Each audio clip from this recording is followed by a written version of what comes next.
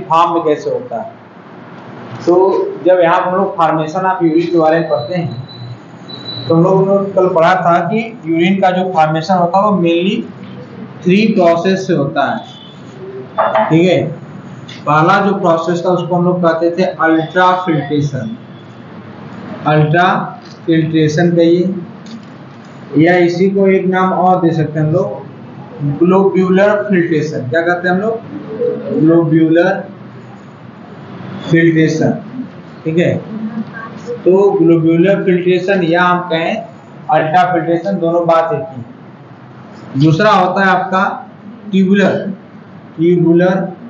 री-एब्जॉर्प्शन। क्या होगा? ट्यूबुलर री-एब्जॉर्प्शन। ठीक है, और थर्ड होगा आपका ट्यूबुलर सिक्रीशन। क्या होगा? Tubular secretion. ठीक है, ये 3 स्टेप होंगे। कौन कौन से?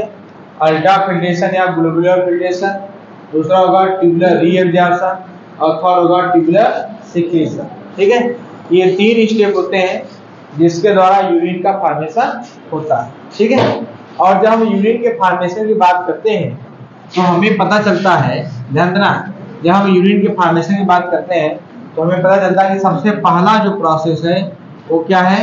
Ultra filtration. ये क्या होता है? आपने पढ़ा है मैलपिजियन कैप्सूल्स। मैलपिजियन कैप्सूल्स क्या होते हैं? यह जो आपका बोमन कैप्सूल होता है, ठीक है, कौन सा कैप्सूल होता है? बोमन। हाँ, बोमन कैप्सूल जो होता है इसको कहते हैं बोमन कैप्सूल। ठीक है, इस कैप्सूल के अंदर आपका ब्लड वेसल्स आता है। तो जो ब्लड वेसल्स आता है, इस ब्लड वेसल्स का क्या नाम होता है?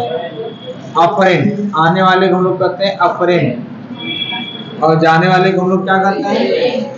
इफरेंट कहते हैं। तो अफरेंट आर्टियोल और इफरेंट आर्टियोल। ठीक है, ये 2 नाम हम लोग देते हैं। अफरेंट आर्टियोल का मतलब होता है कि जो ब्लड होता है वो आता है कहाँ पर? ग्लोमेरुलस में। यहाँ पर ये जो गुच्छा है इसको हम क्या कहते हैं? क्या कहते हैं? ग्लोमेरुलस कहते हैं। ठीक है, तो ये जो ग्लोमेरुलस में आता है यानी अफरेंट से जो हाई अमाउंट ऑफ ब्लड कहाँ आता है? ग्लोमेरुलस में आता है और ये फिर क्या होता है? निकल जाता है कहाँ? बाहर की तरफ। ठीक है, तो यहाँ पर आप ध्यान दोगे कि जो ब्लड लेकर आता है कौन? अफरेंट। हम लोग पढ़ने जाएंगे अल्ट्रा फिल्ट्रेशन। ठीक है, तो ध्यान देना, जो ब्लड लेकर आता है कौन? अफरेंट लेकर आता है। अफरेंट का जो ट्यूबुल्स होता है, जो पाइप होती है, ये जो वेसल्स होता है, थोड़ा सा क्या होता है? मोटा होता है, चौड़ा होता है।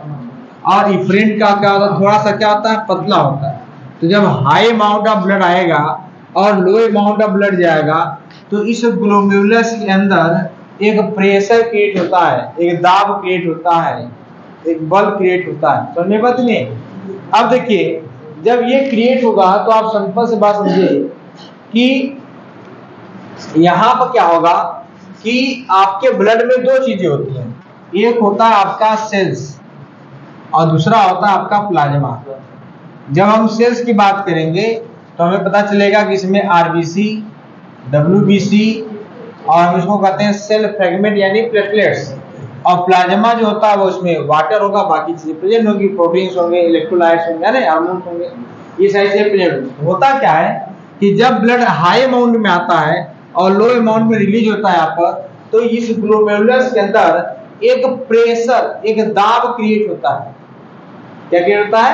एक प्रेशर, एक दाब क्रिएट होता है, जिससे हम लोग कहते हैं ग्लोमेरुलस। क्या कहते हैं? ग्लोमेरुलस हाइड्रोस्टैटिक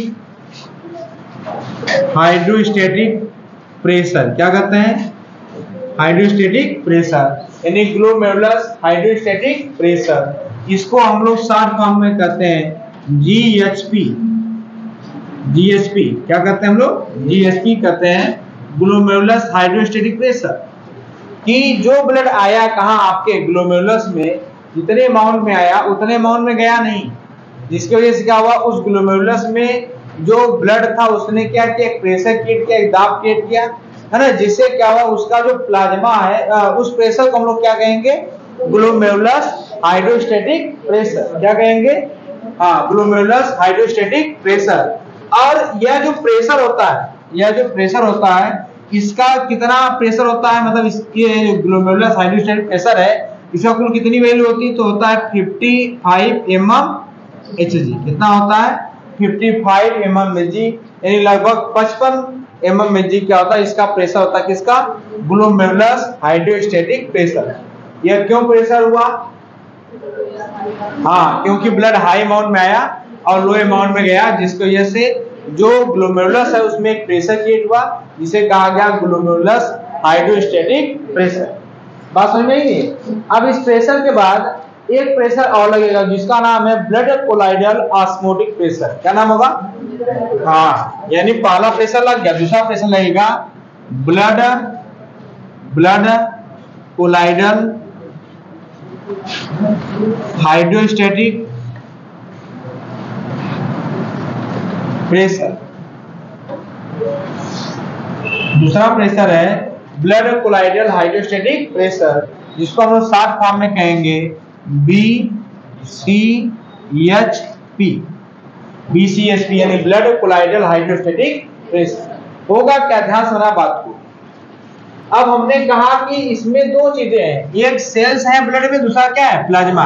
तो बताइए क्या सेल फिल्टर होगा, सेल तो फिल्टर होगा नहीं, तो फिर कौन फिल्टर होगा, प्लाज्मा।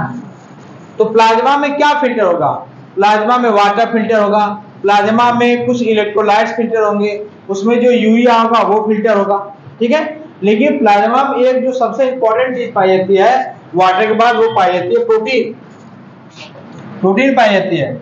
अब बताइए आपके ब्लड में कितने टाइप के प्रोटीन पाए जाते हैं प्लाज्मा में, मेनली 3 टाइप्स के। कौन कौन से बोले, पहला होता है आपका एल्बुमिन, दूसरा होता है ग्लोब्यूलिन, और तीसरा क्या होता है आपका फिब्रिनोजेन। क्या होता है, फिब्रिनोजेन। अभी आप भूल गए, अभी आप लोग कितने दिन हुआ पड़े ब्लड। ये 3 टाइप्स के प्रोटीन्स होते हैं। जब क्या होगा कि यह प्लाज्मा प्रेशर की वजह से, यानी ये जो आपका GSP ग्लोमेरुलस हाइड्रोस्टैटिक प्रेशर जो है, यह प्रेशर जब लगेगा जिससे प्लाज्मा क्या होगा, फिल्टर होगा, तो यह जो ब्लड कोलाइडल हाइड्रोस्टैटिक प्रेशर है, यानी यह प्रेशर किस वजह से लगता है, ब्लड के प्लाज्मा में उपस्थित प्रोटीन की वजह से। यह प्रेशर क्या करेगा कि ब्लड में जो प्लाज्मा फिल्टर हो रहा है ना, उस फिल्टर को क्या करेगा, रोकेगा, अपोज करेगा, रोकेगा कि भैया तुम मत फिल्टर हो। समय बात नहीं आई बात ना। यानी यहाँ पर जो GSP वो कितना है 55 mmHg है, जो किधर लग रहा है कि भैया प्लाज्मा ज्यादा फिल्टर हो। लेकिन ये जो आपका BCSP या ब्लड कोलाइडल हाइड्रोस्टैटिक प्रेशर, यह क्या करेगा कि प्लाज्मा को फिल्टर होने से रोकेगा, और इसका जो दाब होता है वो होता है 30 mmHg। कितना होता है, 30 mmHg होता है। 30 mmHg का प्रेशर लगाता है। समझ बात नहीं, यही बात है। एक प्रेशर और है थर्ड प्रेशर, जिसको हम लोग कहते हैं, जिसे हम लोग कहते हैं कैप्सुलर हाइड्रोस्टैटिक प्रेशर। थर्ड क्या है, capsular hydrostatic pressure. Third pressure है capsular hydrostatic pressure, hydrostatic pressure, ठीक है। ये देखिए क्या होता है, इसको कहेंगे CHP। क्या कहेंगे, CHP। होता क्या है, बात नहीं देखो, होता क्या है कि जब ब्लड हाई अमाउंट में आ रहा है, लो अमाउंट में आ रहा है, तो ब्लड क्या हो रहा है, फिल्टर हो रहा है प्लाज्मा, जिसे कहा गया GSP। इस प्लाज्मा में जो प्रोटीन्स है वो फिल्टर को रोक रहे हैं, जिसे हम कहेंगे BCSP, blood colloidal osmotic pressure, colloidal hydrostatic pressure. इसके बाद थर्ड जो होता है कैप्सुलर हाइड्रोस्टैटिक प्रेशर। होता क्या है कि जब प्लाज्मा फिल्टर होगा, तो यह प्लाज्मा फिल्टर होने के बाद कहाँ जाएगा, वुमन कैप्सूल में ही तो जाएगा, जाएगा नहीं जाएगा, जाएगा ना। तो जब यह इसमें जब जो प्लाज्मा मतलब जो फिल्टर सब्सटेंस आपके इस प्लाज्मा में प्रेजेंट रहेंगे, इस कैप्सूल में प्रेजेंट रहेगा कौन, प्लाज्मा जो फिल्टर होगा, जिसको हम कहेंगे फिल्ट्रेट।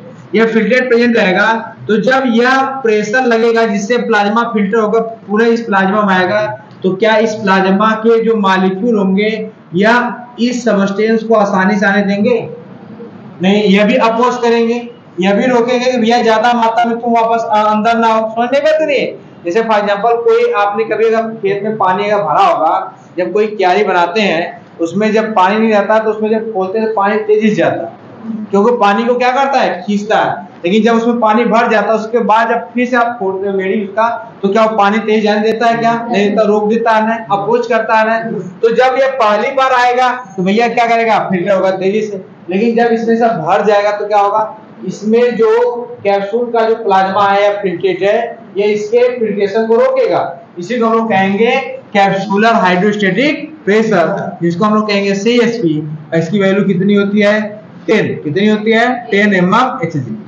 तो देखो ध्यान से, यहाँ पे क्या हो रहा है, एक प्रेशर लग रहा है जो फिल्ट्रेट को बढ़ा रहा है कि ज्यादा ज्यादा फिल्ट्रेट हो, और दो प्रेशर ऐसे हैं जो लग रहे हैं जो फिल्ट्रेट को क्या कर रहे हैं, रोक रहे हैं। इसमें कौन कौन है, ब्लड कोलाइडल हाइड्रोस्टेटिक प्रेशर यानी BCSP, और दूसरा है कौन, कैप्सूलर हाइड्रोस्टेटिक प्रेशर यानी CSP। तो हम ये कह दें कि आप देखेंगे यहाँ पर ग्लोमेरुलस हाइड्रोस्टेटिक प्रेशर जो है उसकी वैल्यू कितनी है भैया, 55 है ना, जिसको हम लोग क्या कहते हैं GHP, 55 है माइनस। हाँ माइनस होगा, क्या क्या माइनस होगा इसमें से, आपका ब्लड कोलाइडल हाइड्रोस्टेटिक प्रेशर यानी इसको कहेंगे BCHP, जिसकी वैल्यू कितनी है 30 mmHg, और प्लस इसके साथ और ऐड हो जाएगा CSP। कौन ऐड हो जाएगा, CSP। समझ में बात नहीं, कितना होगा 10 mmHg। रिजल्टिंग टोटल कितना हो जाएगा, टोटल हो जाएगा 55 माइनस कितना हो जाएगा 45, इक्वल टू कितना बचेगा 10।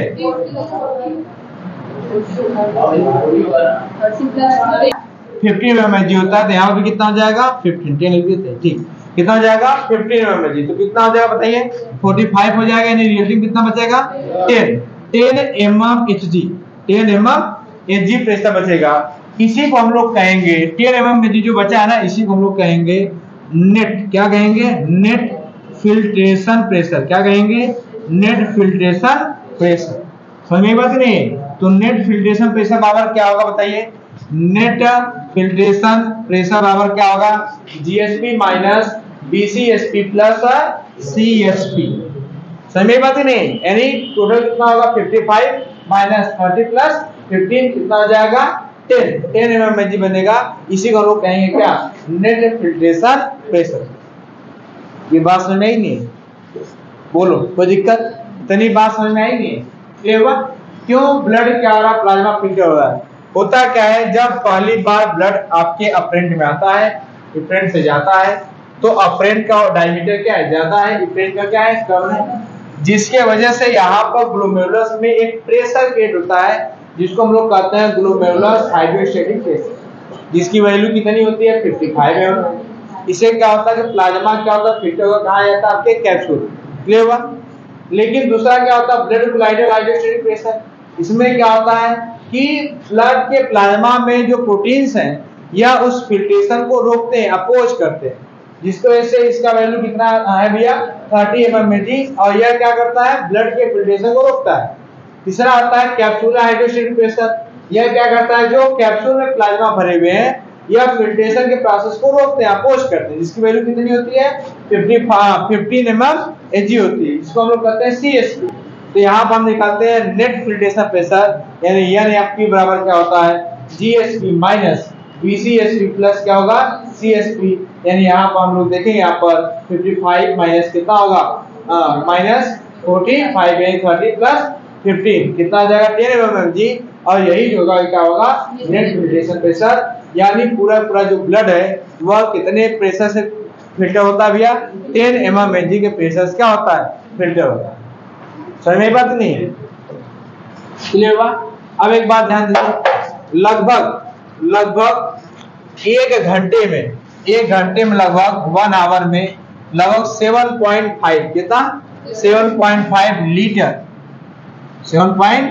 लीटर ब्लड क्या होता है, फिल्टर होता है, कितना 7.5 लीटर ब्लड क्या होता है, फिल्टर होता है। कितने समय में, 1 घंटे। अगर आप इसको 24 से मल्टीप्लाई कर देते हो, क्योंकि एक दिन रात मिला करके 24 घंटे होते हैं, तो 24 से अगर मल्टीप्लाई करोगे तो इसकी वैल्यू आती है पूरी अप्रोक्सीमेटली 180 लीटर। कितनी आती है 180, यानी 24 घंटे के अंदर आपका पूरा जो किडनी है वह कितना 180 लीटर ब्लड को क्या करती है, फिल्टर कर देती है। यानी इतना फिल्ट्रेट बनता है, 180 लीटर ब्लड को फिल्टर नहीं करती बल्कि इतना फिल्ट्रेट बनता है। समझ में बात है, यानी इतना फिल्टर हो जाता है। इसमें से आप समझ लीजिए कि 99% जो आपका रहेगा कौन, ये फिल्ट्रेट रहेगा, इसको एब्जॉर्ब कर लिया जाएगा। क्या कर लिया जाएगा, एब्जॉर्ब कर लिया जाएगा। कितना बचेगा, सिर्फ लगभग समझ लीजिए 1 से लेकर के 1.5 लीटर जो कह सकते हैं कि आपका क्या होता है, यूरिन होता है, यही बनता है। खड़ो सुनाया ना, यही क्या है आपका, इसी की वजह से देखो यहाँ पर 1 घंटे में लगभग 7.5 लीटर रिलीज होगा। ठीक है, तो 24 में कितना हो जाएगा, 180 लीटर। इसमें से 99% क्या होगा, री एब्जॉर्ब कर लिया, मतलब पुनः उसको एब्जॉर्ब कर लिया जाएगा। ठीक है, और कितना बचा, सिर्फ 1 से लेकर 1.5 लीटर। यही आपका फिल्ट्रेट बचता है, जो यूरिन रूप में क्या होता है, बाहर निकलता है, जिसमें हाई अमाउंट में क्या प्रेजेंट होता है, यूरिन। तो नहीं बात नहीं, ये हुआ, बोलो किसी को दिक्कत नहीं ना। यही आपका क्या, आपका यही प्रोसेस क्या कराता है, अल्ट्रा। ठीक है।